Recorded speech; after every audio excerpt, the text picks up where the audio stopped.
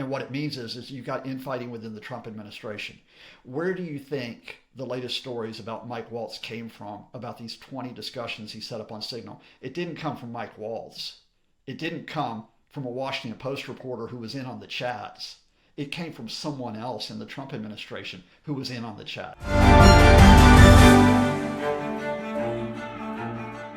Hi, I'm Maddie, Hale, and welcome to the Trump Report. Today we've had Scott Lucas on the show. He's a professor of American and International Studies at the Clinton Institute at the University of Dublin. He's reacted to these Trump tariffs that he's invoked on all these countries. There's been so many. Some have received in the 40%, some have received 10%. So we've spoken to him about what they all mean and which countries kind of didn't deserve them, which countries reacted to Trump's decision and said, hey, we shouldn't have had these. So he's broken down all of this and what it all means. And we've also spoken to him about Elon Musk. He might be leaving the White House, actually. So what that means, along with Mike Waltz using not only Signal, but reportedly Gmail, his personal Gmail, to discuss sensitive information as the national security advisor. So all that today on the Trump Report. You can watch us every day, Monday through Friday on Times Radio's YouTube. Scott Lucas, a professor of American and International Studies at the Clinton Institute at the University of Dublin. Thank you for joining the Trump Report today. Thank you for letting me join the party, especially on this special Liberation Day edition. Liberation Day edition, that is exactly the title of the episode today. We've had these crazy tariffs being brought down on these foreign allies and enemies overnight in the United States. So we're reacting today on the 3rd of April, so the day after Trump's big Liberation Day. Now, these tariffs that Trump rained down, they were calculated basically on how much deficit they were in with these countries the United States was in. So therefore, it was dependent on how big the deficit was. So basically, China got hit with 54% because in 2024, their trade deficit with the United States was $295 billion. So for anyone watching this and wondering what that means that China exports more goods into the United States than the United States exports into China. So other countries such as Australia and the UK were given a 10% baseline. So Scott, can you walk me through how Trump came to these calculations? Because from our conversations off the record, they were coming in a bizarre way. Okay, let me start with this. When I watched that speech last night, it was about like 50 minutes. Felt like 5 years, but it was 50 minutes. That was the dumbest, most economically illiterate statement I have ever heard from a politician. And I've heard a lot of them, right? Now, because of the YouTube comments we're going to get, I need to explain that.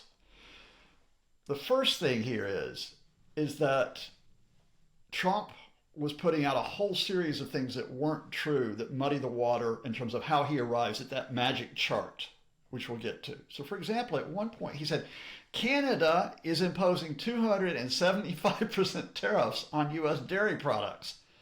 And I'm like, no, the Canadian tariff on dairy products on a deal that Donald Trump negotiated in his first term is 0%.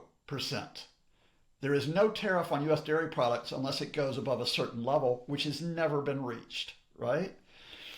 Then he comes out with some wild comment about how tariffs are going to replace income taxes.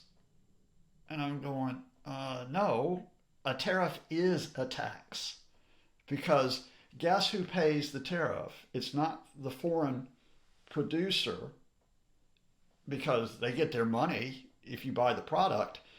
It is the person who imports the product, whether it's a manufacturer, a farmer, or the U.S. consumer. That's the one who pays the tariff. In other words, it's a tax. And Trump's own people effectively said it's a $6 trillion tax. That's what it is, right? So he's putting out all of this nonsense, and then he puts up the magic chart, which has all these wild numbers on it. And let me explain why they're wild. I'm in Ireland. I'm in the EU, not in lucky Brexit Britain, because apparently y'all are really lucky because you only got shot in one leg rather than both this morning. And he says, well, the EU tariff on U.S. products is 39%. And I said, okay, I'm going to look this up. The EU weighted average tariff on U.S. products last year was 1%. And then he says, Japan, the tariff was 46%. Now, he said it in a much more flamboyant Trump way, which meant it took him 5 minutes to say this. But the tariff on Japan by Japan on U.S. products is 46%, and I looked it up, and it's like 3.2%. So you're exactly right that the magic formula that they came up with is that they took the amount of imports that they get from a particular country, right? They take the overall balance in goods. They take the balance in goods, divide it by the total number of imports, and this is their magic number that comes up. It has nothing to do with the level of tariffs that anyone puts on U.S. products. So these are not reciprocal tariffs. That is nonsense. It does not take account, by the way, of the fact that the U.S. has a trade surplus in services with many countries. So, for example, the overall balance of trade between the U.S. and Ireland, where I live, when you take goods and services together, is that the U.S. has a surplus of 93 billion euros with Ireland. So using Trump's logic, Ireland should be putting tariffs on the U.S. rather than the other way around. But I guess, look, we could go into the weeds economically on this. Let me try to figure, I was trying to figure out how to explain it in the simplest way. And I think I got it. You know I love my colorful shirts, Maddie, right? So let's say that you, Maddie Hale, come up to me and say, you, Scott Lucas, like colorful shirts. I'm going to sell you this wonderful, colorful shirt for 40 pounds. And I say, well, that's a really good price. I like that product. I'm going to buy this shirt for 40 pounds. And then I'm going to turn around to you, Maddie, and I'm going to say, oh no, I have a trade deficit of 40 pounds. You're ripping me off. I'm going to have to put a 25% tariff on you for selling me this shirt. Now, what's the result of that? It means that the next shirt you're going to sell me is going to cost me 50 pounds. 40 pounds plus a 10-pound tariff. So all I've done with these tariffs in Trump world is made my shirts more expensive. That, in effect, is what Trump has done, is he's actually punishing Americans first and foremost to try to grandstand that he's making Americans wealthy again.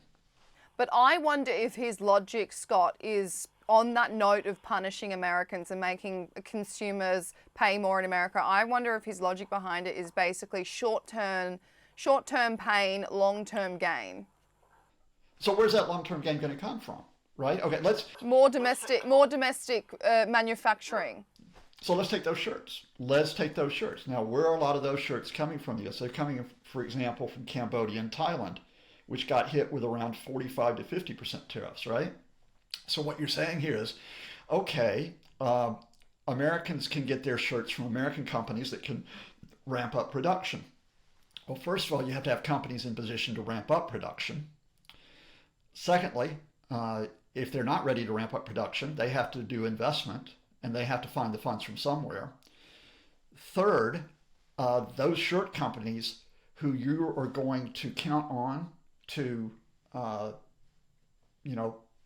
increase the domestic production, they've got to pay higher prices on their imports for the things that make their shirts. So they have higher cost. Fourthly, American labor costs are far higher than those that are overseas. So even if you can replace the production in clothing, you're going to have higher cost on Americans. But let's take it in a big sense.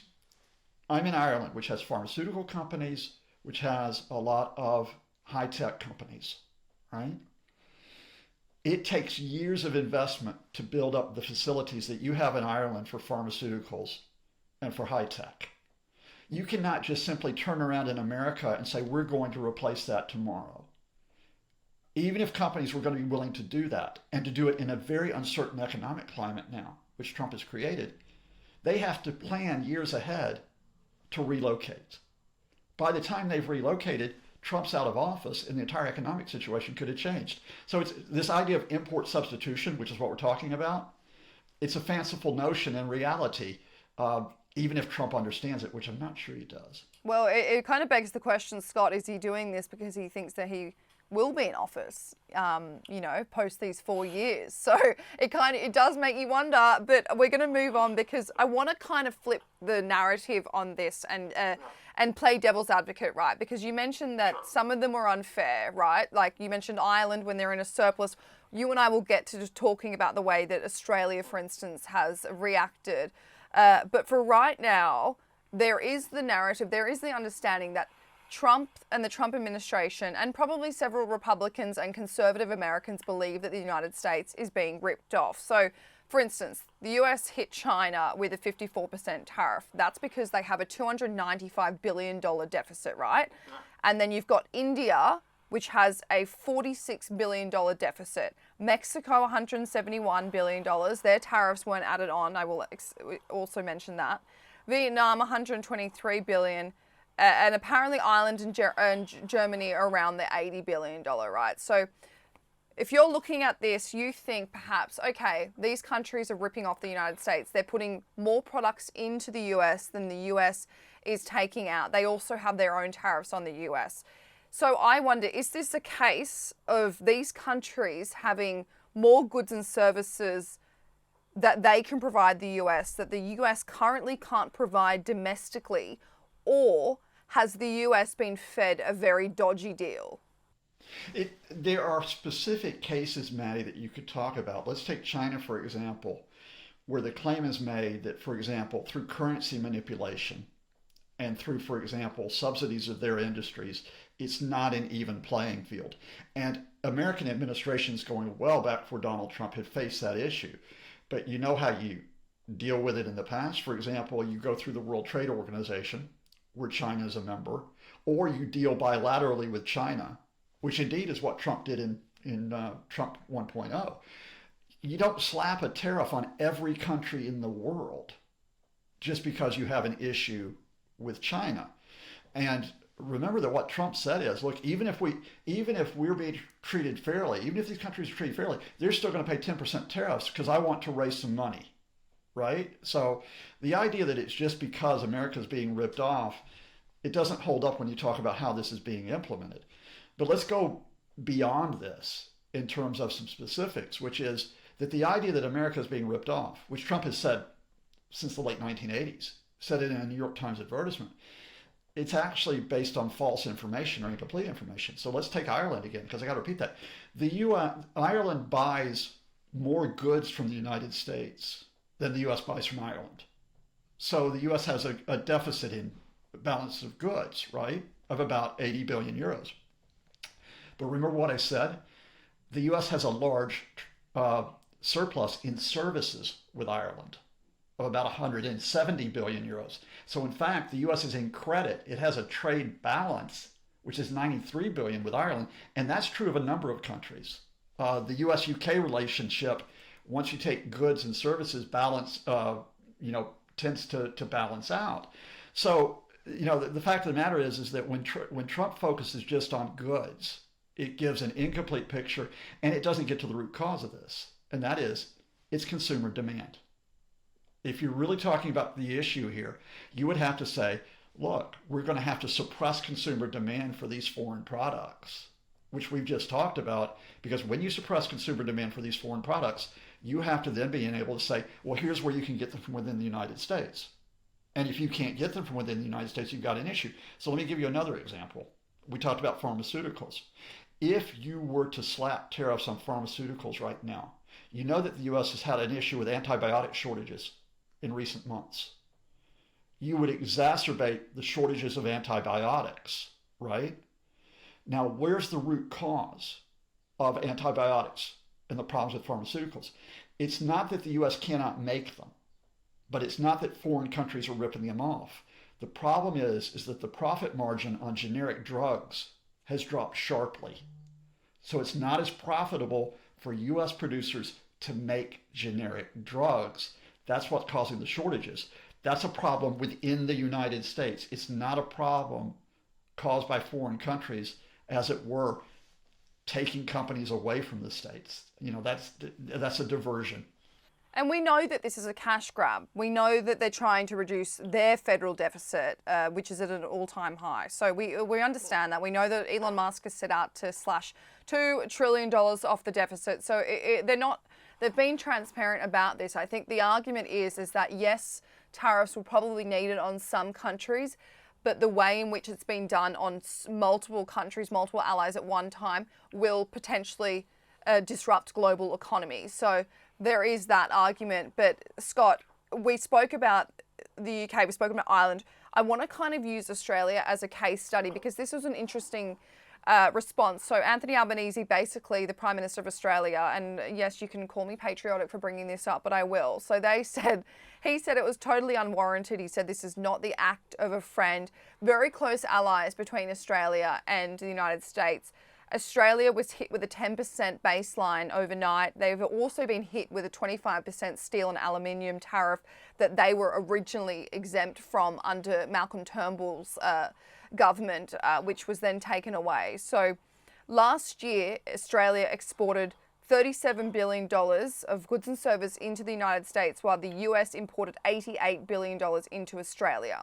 So already Australia has got a worse deal off from the United States, and yet they were hit with a 10% tariff. Trump's kind of response was that Australia wasn't importing American beef into Australia because it was actually banned after there was a mad cow outbreak. And so that ban was implemented in 2003. They've never taken away from that ban. Of course, Australia has a very lively beef industry, so it might not be necessary. So a 10% tariff was pretty much implemented on Australia because there was this backlash over getting rid of this ban over beef. So I want your response to this tariff. Does this make sense at all? It doesn't make, if you were going to take Trump's own logic about the numbers, it makes no sense whatsoever because the U.S. is running a surplus with Australia. So in Trump's language, Australia is ripping off the U.S. Now, in terms of the specifics on beef, this is where you get into what Trump kept talking about, non-tariff duties. And what Trump was referring to, again, whether or not he knew this or whether he just simply was, diverting from it, was specifics that lead to restrictions on U.S. products. Now, you've just mentioned beef going into Australia because of health and safety concerns. The same thing happened yesterday when Trump talked about the fact that poultry doesn't go into the UK. The reason why poultry does not go into the UK or into Europe is because of health and safety. There's issues of growth hormones, for example. So, it's those standards. Now, fine, you can complain that the EU has those standards, but that's not a tariff. That's simply the health and safety playing field that we have over here. He did another one, which is, Germany doesn't let anyone sell American cars. That's a blatant falsehood. Americans can sell cars in Germany, but the issue as to why many American cars are not sold in Germany is because the EU has tougher emission standards. Now, if the US actually adopted the same emission standards as Europe, they could increase the sales. I could go through a whole list of things he said where he was claiming it was tariffs, and in fact, it was other questions of regulations. But it's also, sorry to interrupt, Scott, it's also an issue of demand. So Germany has, again, a lively car industry. Yeah. Germany is known for their cars. The EU is known for their cars. So a lot of people in the EU don't need to be outsourcing to the US for cars. The same with beef. The same with poultry that you mentioned before. Yeah, the question here is there's been this issue of quality of American cars. The fact that Europeans tend to drive smaller cars than Americans do was one that around for years. We now have the issues that, about hybrids and EVs. Let me give you something beyond this, though, to take the Australia example, which is really, really interesting. Because there are political effects of what Trump is doing that are taking place. And that is, he's realigning countries. Now, Australia is a close security partner of the United States. You can go all the way back in terms of ANZUS, Australia, New Zealand, US. You can talk about the Five Eyes Intelligence Agreement. You can talk about the Quad Agreement with India and Japan, right? Now, what he's done is Trump's effectively spitting in the face of a security partner. Now, Australia probably will ride that out for the moment. But one of the most interesting things that happened yesterday that almost no one noticed is that Japan and South Korea announced that they're going to coordinate their response to the tariffs with China. Japan and South Korea, the U.S. is some of their closest security partners in the Asia-Pacific region, and now they're going to coordinate their response with the country that the U.S. sees as a threat in Asia. That's the type of change in the geopolitical landscape that Trump has brought upon himself. Because I'll give you another one, by the way, because Canada, elbows up, everybody. Canada is already realigning in terms of we're going to take our military business elsewhere, considering this, including with Australia. And we're going to take our economic business, we're going to look at what we can do with Europe. So this is only the start of the story.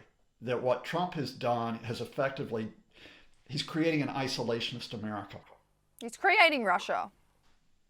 Yeah, that's another argument, and that is the fact that, in a way, the attempt by Trump and Elon Musk to, as it were, crush U.S. agencies or bend them to their will, disrupting the American domestic, basically functioning, the ability of government to function, is accompanying the disruption of the global economy.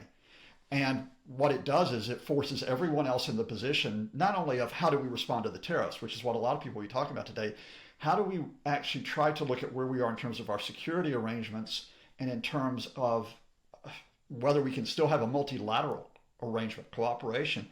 Again, I must remind you, at a time when we're still dealing with the Russian invasion of Ukraine and when we're trying to keep the U.S.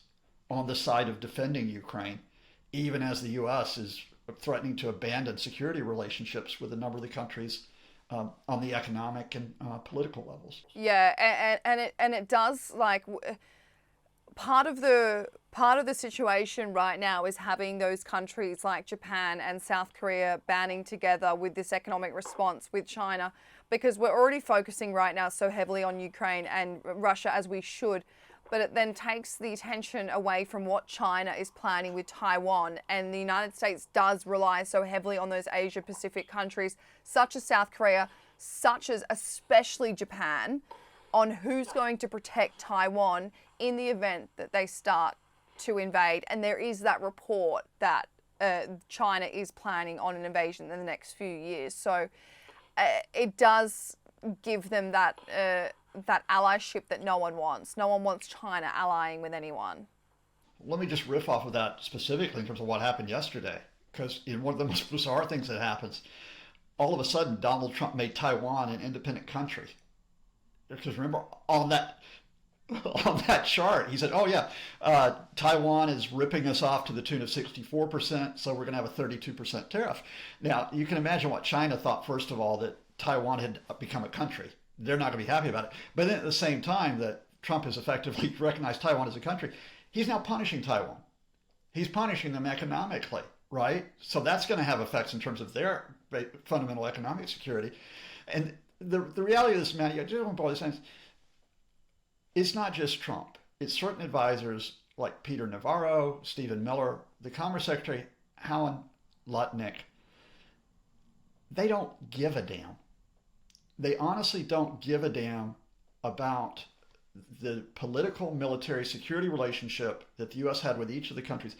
All they honestly did was pull out a map from around the world, use this simplistic formula, and say, people are going to pay us. Now, again, I have to emphasize, they were so simplistic about this. The U.S. is not being paid by any of these countries. These countries are not paying the U.S. the import charge. It's Americans who are going to pay the import charge. So what we have is not only this simplistic idea of the way the world works, they get it wrong. And they get it wrong in a way where the next question is going to be, we're all going to have to tighten our belts because our exports to the U.S. are going to reduce. We're going to have to ride that out. But the fundamental shock is going to occur within the United States. And what happens when inflation goes up? And it will spike sooner rather than later. What happens to that already unstable situation that Trump and Musk have created when the Americans who voted for them, thinking they would make the economy better, realize it ain't going to work out that way? No, it's going to be completely contradictory to Trump's promises. But let's move on, Scott. We've had some pretty insane news overnight. Politico and a few other publications reporting that Donald Trump has told his inner circle that Elon Musk will be leaving his political job at the White House. There's this kind of disparity over what people believe is the reason. Some say that the Trump administration have been frustrated with Elon, that some members find him a political liability, while another reason could be that it's just time for him to go back to the private sector and focus on his business. So what has your reaction been to that? Which reason do you think it is? I think there's a mix of factors at play here, but the end result of this is that the story's getting overblown. So let me explain. There are some people in the Trump administration who are frustrated with or who even don't like Musk. I mean, we can walk it back a few weeks and remember when the cabinet secretaries told Trump, look, we don't want Elon to make the decisions on hiring and firing our staff. That should be our decision. And Trump gave Elon a tap on the wrist. And guess what? Elon kept going around with his merry band of Doge boys and still kept trying to hire and fire people. So, there are some people who will be upset with Elon because his intervention in the Wisconsin Supreme Court race resulted in the Democrats winning by a 10% margin, probably a much higher margin than they would have had if he had stayed out of it. So there are those frustrations there. But look, this is a codependent relationship. And there may be others who get upset when the guys next door in a codependent relationship get drunk and fight with each other. But Trump and Musk are still bound with each other in terms of their egos. Trump still needs Musk because of what Musk does on social media. He still needs Musk because Musk can operate outside the law. And Musk needs Trump because Musk wants a lot of business from the government. The fundamental on this, Maddie, though, however, is actually kind of even more mundane, which is why it doesn't get the headlines. The pretense why Musk could go in and rip up these agencies is that he's a special government employee. Now, we've never seen the paperwork to make that legal. And indeed, you might remember that Musk denied, even as he's running the so-called Department of Government Efficiency, he denied that he is running the Department of Government Efficiency. But under American regulations, if you are a special government employee, it's limited to 130 days. Well, 130 days will wind up around the end of May. And so you have to come up with some type of pretense that Musk is no longer connected with the government, et cetera. Therefore, he has to step back and go back to his businesses. And that's probably the number one factor behind this. It's just simply to continue to dance around the fact that they're operating outside the law and outside the Constitution. Exactly. It's pretty much his contract is up at the end of May because he is, as you said, he's a special government employee. He has those 130 days. And reports do indicate that he will kind of still be acting as a shadow member of government. But his quarterly sales for Tesla dropped 13%. We saw his stocks fall as well. So there is also that reason that he does have to go focus on his businesses. He's got 3 massive businesses. But I also wonder, Scott, do you think that Donald Trump was pretty sick of people calling them co-presidents? There's always that possibility because you might remember, Trump 1.0, that he got upset with Steve Bannon, his chief strategist, winding up on the cover of Time magazine, and Bannon was out a few months later. But I think even though there's that question of Trump's ego and Musk's ego, I think Trump likes Musk. He likes the way that he operates. And I think, I don't think the joint narcissism at this point has reached a breaking point. It could do. But I think, again, I come back to this fundamental that Trump 2.0 could not have wielded this destruction had it not been for Musk coming in with the chainsaw. And that's still true. Because the pretense that Musk is going because he's saving money and that he will have saved that $1 trillion from the U.S. government, geez. I mean, of all the lies they've told, that's got to be the most outlandish. Just want to let you folks know, U.S. government spending in the first few months of the Trump administration, the federal government spending is up 7.5%. So it's increased rather than decreased. Just for the record. They probably think it's all coming out in the wash. But just a final question for you, Scott. We don't have long. So one of the big stories was Mike Waltz, the National Security Advisor. Of course, he's been a big topic of concern when it comes to the way he's handling national security. We, of course, saw that signal leak last week. We saw him admit that his staffer was the one that added in that journalist Jeff Goldberg into the group chat where high-level Trump officials spoke about bombing Houthis in Yemen, which, of course, did occur. There's been no kind of slap on the wrist, no condemnation from Trump to his officials, especially Mike Waltz, as the role of National Security Advisor.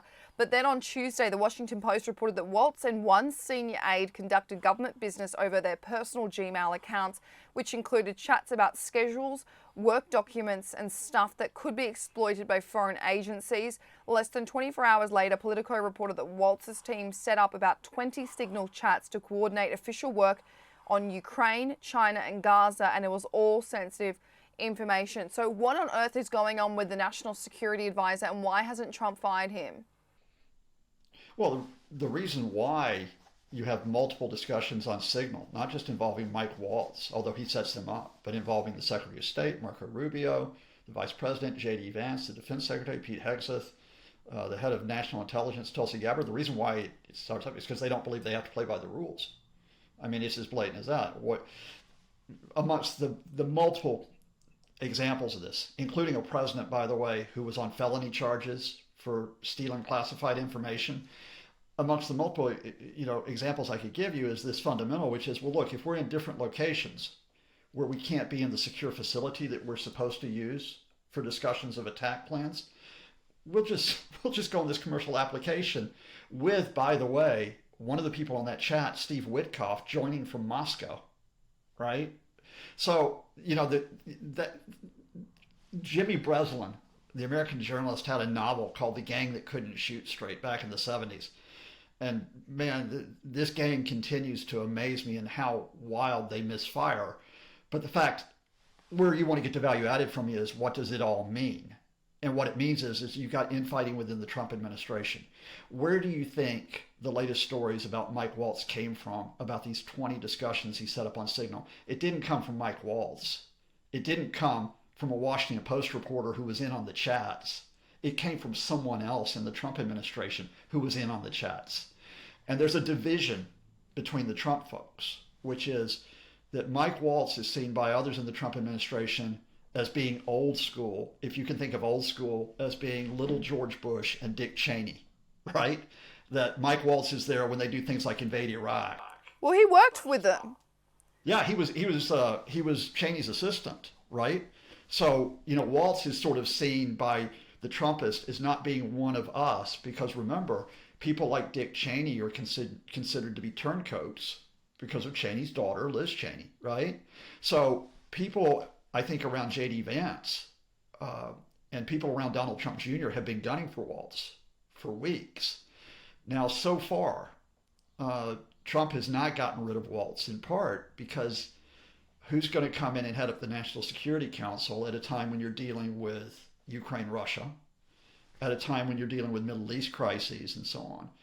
But the question is whether it's just a matter of time where Waltz is going to be eased out. But then that raises the question of that even given his stupidity, his utter stupidity on using Signal, Waltz was one of the few adults in the room when it came to dealing with Ukraine and Russia.